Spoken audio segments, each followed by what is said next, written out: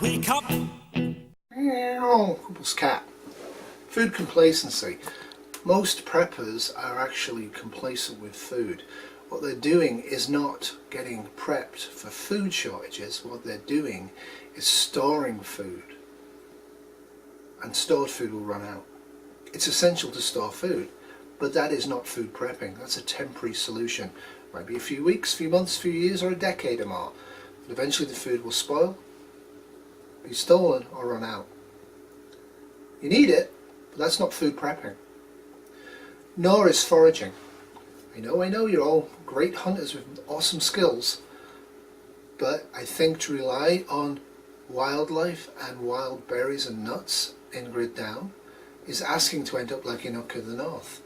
Inuk of the North starved to death when the seals moved away because of the ice flow changed one season. If you are wild foraging and hunting, yes, you can preserve some of it, but you are actually asking for starvation, famine and death. The only long-term prep that actually is a viable one in grid down is agriculture. So stay tuned, me and Mr. Behr are tootling around and we are going to explore our area. So, beautiful maple tree, you can tap that easily. Now behind this school there's maple trees, in people's back gardens there are maple trees.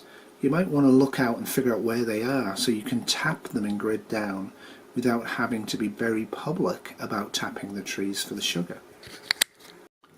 So knowing where the bulrushes is a good idea, but it takes a lot of energy and effort to dig them up.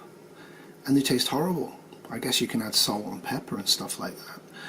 Is it valuable to have foraging skills? Totally. Is it valuable to have the ability to harvest bulrushes in grid down? Absolutely it is. But it's never ever going to be a replacement for being able to grow your own food.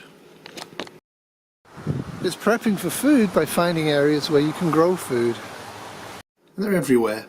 I would probably use the back fields of the park here, but I plan to move out of this area, but knowing where the food sources are is only part of it in grid down.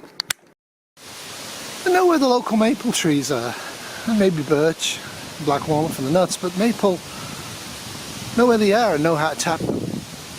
So yeah, knowing where fruit trees are and nut trees, good idea. Delicious. Really sweet, guys.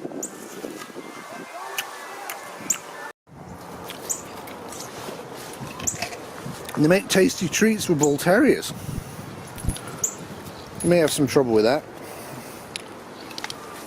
because a lot of apple trees are tart, cooking apple types, which is okay, but they need a lot of inputs in terms of wood and sugar to get them edible.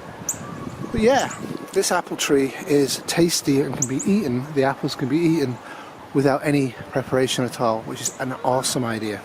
As you can see, Mr. Behr likes them.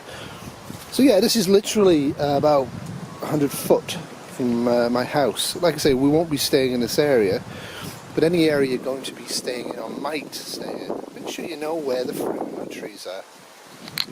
Wild foraging is only going to get you so far. At some point you are going to have to start digging for victory. And although I wouldn't stay in a place like this, you do have plenty of soil and very readily available water. There's actually water right over there to actually grow quite a bit of food. So churches are a good place.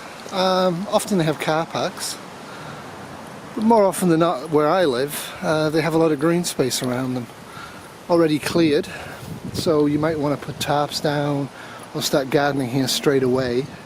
Again, it'll all depend on what the heck is going on. This church is close to me, lovely green space, water just down there. But what would you do if you needed a greenhouse? What would you do if there was radiation floating around? What would you do if the ultraviolet filtration of the sky had failed? Well, you could build greenhouses and you could farm at night, and you'd need to put tarps down on the ground early on. Who knows what might happen? So one of the things you're going to need in major disasters, depending on what the circumstances are, but probably for most of them, are greenhouses. And you may have lots of greenhouses, or you may try to go to a market farm area to do greenhousing. But one of the things is an area like this one, if you look at it, what you can do here quite simply, is use the existing trees in this area to create a wooden structure that's not very durable but is good enough, and use plastic sheeting to actually create greenhouses. And you can build it into the bank, which is a natural bank there, and you would have a fairly quickly built, easily built greenhouse. Now it's not going to last forever, but better than nothing. So know where your nut trees are. This is a black walnut, and there's 4 or 5 of them within an easy 5-minute walk of where I am. And like I said, 2018, no nuts because of climate change. Wild grapes are also a good source of food. So the season where I live is going to be very, very busy when things are actually producing that you can forage wild. So the more you grow, the better. So up here you'd have to find wood and you'd have to burn it, and everybody that's alive that can access a fireplace is going to be not able to chop down trees like this.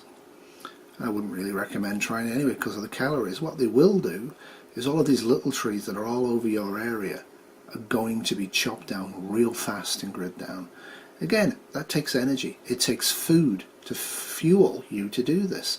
And the actual amount of heat you're going to get from using a resource like this in your area is tiny compared to the amount of food energy that you're going to have to burn, both to harvest it and to prepare it and then to carry it back to where you live.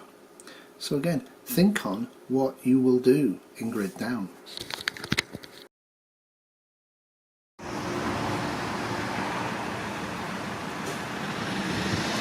It's true, they love fire hydrants. I'm going to go up a street that's actually about 10 minutes walk from my place. I've never been up. You should poke around and always find somewhere new to look. The reason is, come on Behr, that until he turns around and goes home, Mr. Behr is not the world's greatest walker. Do not bug out with a bug out terrier.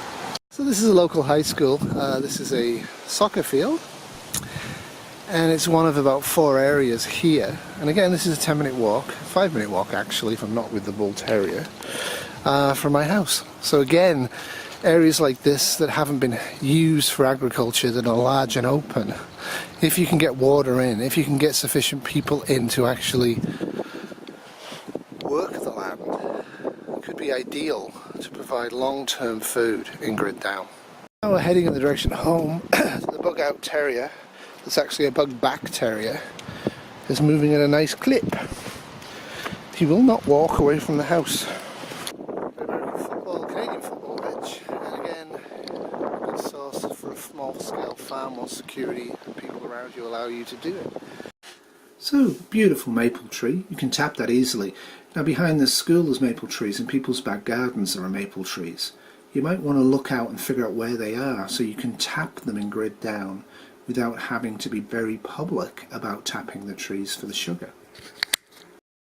So knowing the area is important. This is the small school and this is their back playing field. And the major park system's down there, which is probably what, if I was staying here, would use for most of my agricultural product, once it's safe to do it. But this was asphalt until last year. They dug it up and replaced it with fresh soil. So this is going to have great growing potential. I hope you enjoyed that. I did. I'm not sure if Mr. Behr did. But remember, in grid down, tomorrow will never be as safe as today. So prep and act accordingly. Toodles.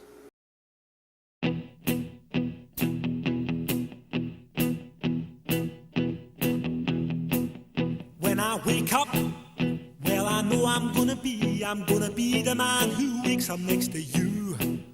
When I go out, yeah, I know I'm gonna be the man who goes along with you.